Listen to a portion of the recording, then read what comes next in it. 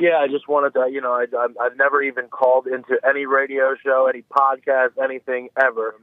You ask amazing questions that I don't even know how to answer, but it's making me look at myself. Right on. And that's what I want for you to look at yourself if you want to be free. Greg, welcome to the show. You're on the air. Hey, how you doing, Jesse? Oh. I just started watching your videos, man, and oh my God, you are just as right as you are hilarious. Amazing. Thank you. Amazing. What a mess. What a mess. Okay, so I have two questions for you, man. All right. Okay, so my first question is, you say that we need to forgive our mothers and find peace and guidance within our fathers, correct? Right. You need to forgive your mother and your father in order to have perfect peace. That's what I'm kind of going through now, man. And I was just about to ask that, because I think that I had a very strong-willed and angry grandmother who was so broken that she instilled those qualities into my father. And my father has alpha-like qualities. He's a great provider.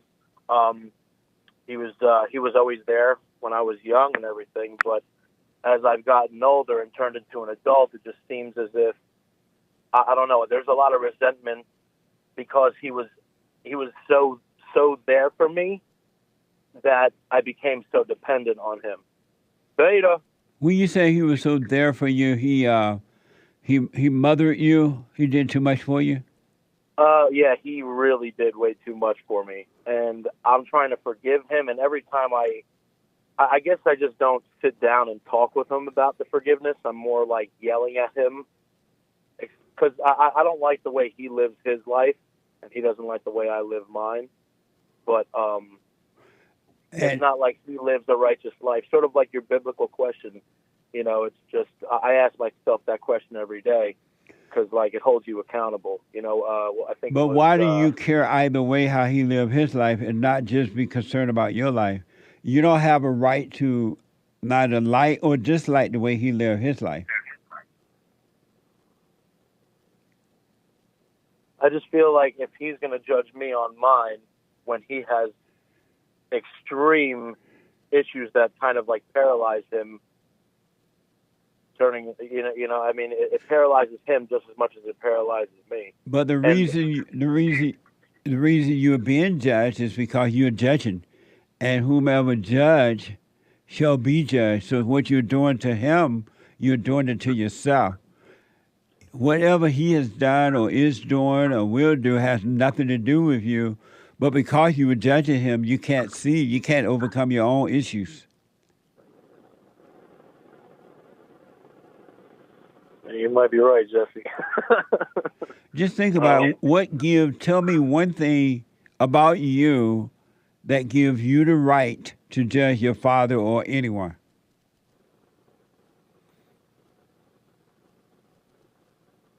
I just maybe it's an ego trip for me. It's like he likes to paint a picture of me being a bad person because he doesn't like to own up to his own issues.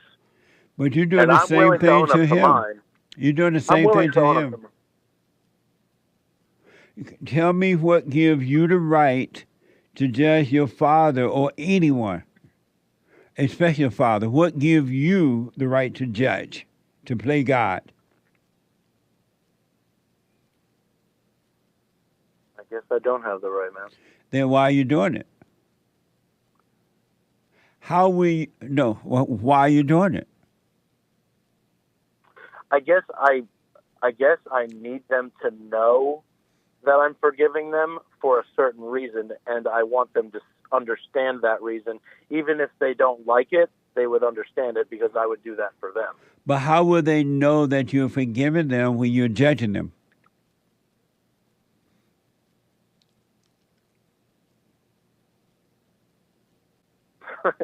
You're silencing me, man. You're right. You're right, I guess. No, that was a question.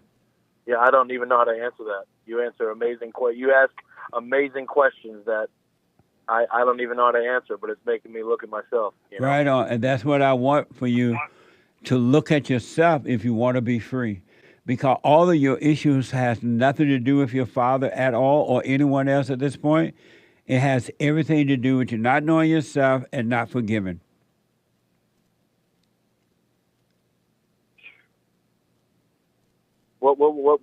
If you can give me like at least one or two, maybe three, like steps to forgiveness, so I could start forgiving them and getting right with peace in my own mind, because it's driving me crazy. Number one, to see that you're no good.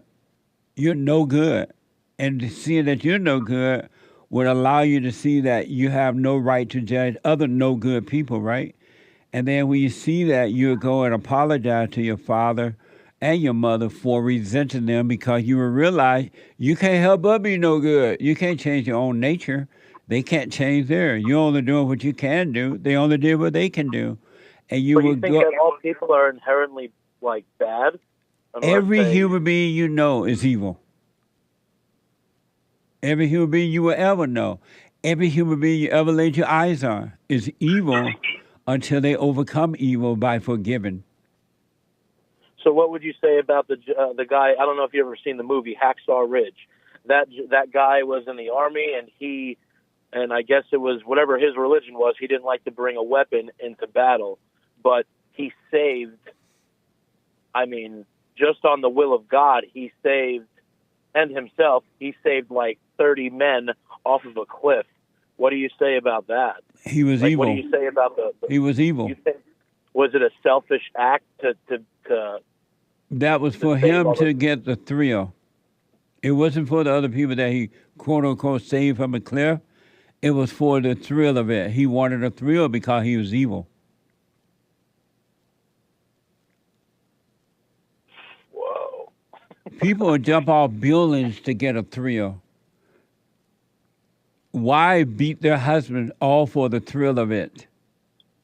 Mothers turn children against the fathers by keeping the children from the father just for the thrill of it. Everyone you know is evil. The heart of human beings are evil, and you should not trust not one. Even if it's somebody like you that has full peace and complete peace. Not even, don't trust me. Even with the words I speak, let them go in one ear, out the other, until you can see it for yourself. Then you shall know the truth. And this kind of leads me into my next question of like emotions and being attached to good people. Like, you think so? I've only watched just a week's full of your videos, but I binge watch it. And I believe you say that all emotions are evil. Yes. So-called good ones and bad ones are evil. Because if you notice, once you get to know yourself, Greg, you're going to feel good sometimes, and you feel like everything is just fine. And as soon as you're feeling good, say going to bring you down with something bad, a bad idea or a bad person or something. Now you're feeling bad, fear or something. And then as soon as you feel bad, he's going to give you a so-called good idea, a good thought, or somebody going to do something nice for you, and you're going to feel good. And then as soon as you do that, you feel bad again. Fear, worry, loneliness, whatever. And you're up and down to a point you want to jump off a bridge after a while. Because so-called good feelings are evil, and so-called bad feelings are evil. No such thing as good feeling. And they all come from the imagination. And the imagination, all thoughts are all lies all the time. The imagination is wicked. That's definitely true. Well, man, I've been watching all your videos, and I really appreciate what you've been putting out. I mean, but you got. I just needed to, what's that? No, finish your point.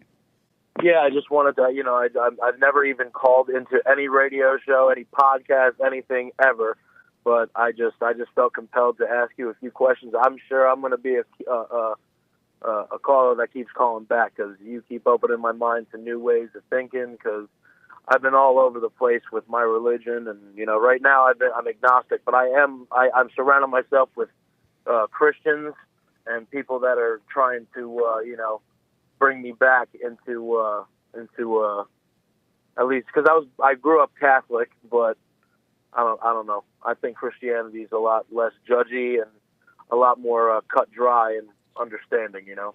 And what you've been preaching is Christianity itself is that way, but Christians are the most judgmental people on this side of heaven. I wouldn't surround myself with them if I were you. I would just work on me from within and let God guide you, and He'll put the right people in your life, and they will come and go, and you'll be fine. But do not surround yourself with Christians. They will destroy you. All in the name of Jesus. okay. So that's not the answer to surround yourself with so-called Christians. The answer is to see that you're wrong for resenting your parents. They couldn't help themselves. And when you see that you're wrong, forgive them. I'm sorry for resenting you. And God will forgive you. He will change your heart from anger to love and give you a free heart. And then He will change your nature, the imagination. He will take that away from you and give you a clear mind, and you will have paradise on earth. I'll take that advice, man, for sure. Have you forgiven your mother? I've forgiven her because the way I look at it, I have forgiven her, but I've forgiven her because of my father being such a heavy influence. I think he kind of he runs the house, you know what I mean? He's always run the house. He's always run his woman, from what I can see. You know, it's like she waits on him hand and foot kind of thing. So it's just, I resent her for that because it's made him into a... So you resent your mother because she obeyed your father? To the point of where yes, I did. Yes, I do. Because I think that it has weakened him. And so your mother obeying your father, weakening your father, I don't understand how that can be.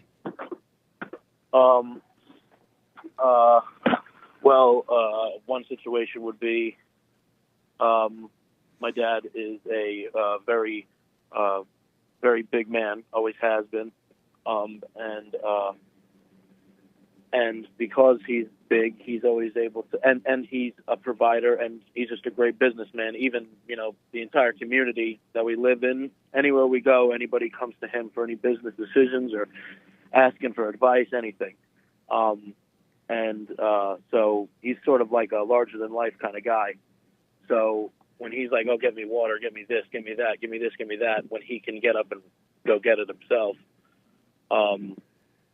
it makes him weaker when he doesn't get up to get himself. So you resent your mother because she obeyed her husband?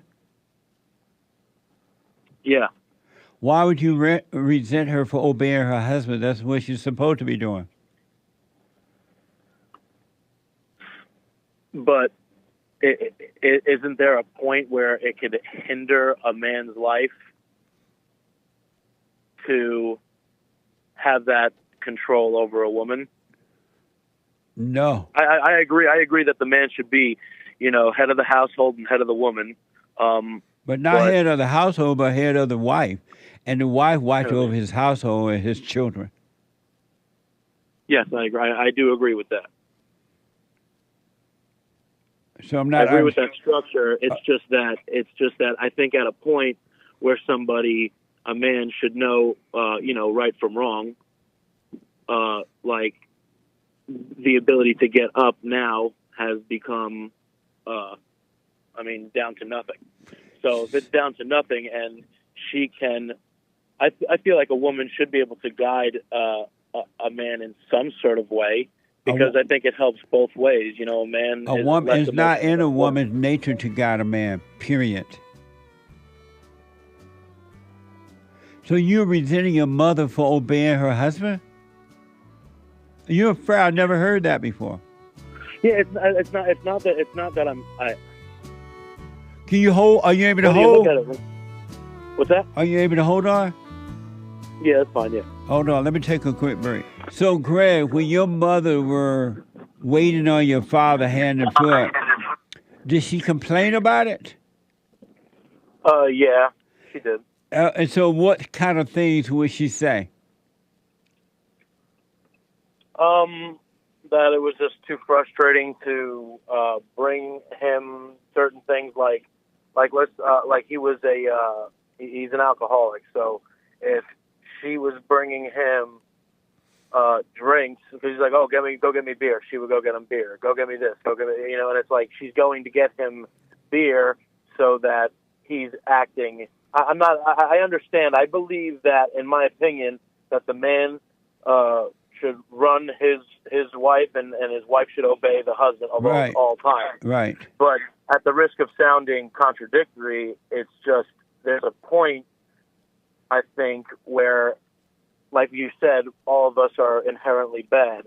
So when a man uses that ability that he has over his wife to do bad things, like drink alcohol or do drugs, I find that to be, I think that there should be a part in the woman to say something. I think that's how we would coexist and how we, equal each other out, because women are too emotional and men are a lot more logical. So that's why you feel that way about your father. When you saw that happening, you identified with your mother. And so you're feeling a way about your father the way that she feels about him because you've identified with the mother. Had you not identified with the mother, whatever was happening with the father and the mother would not have bothered you at all. You would not have taken side for either one because it wasn't happening to you, it was happening to them.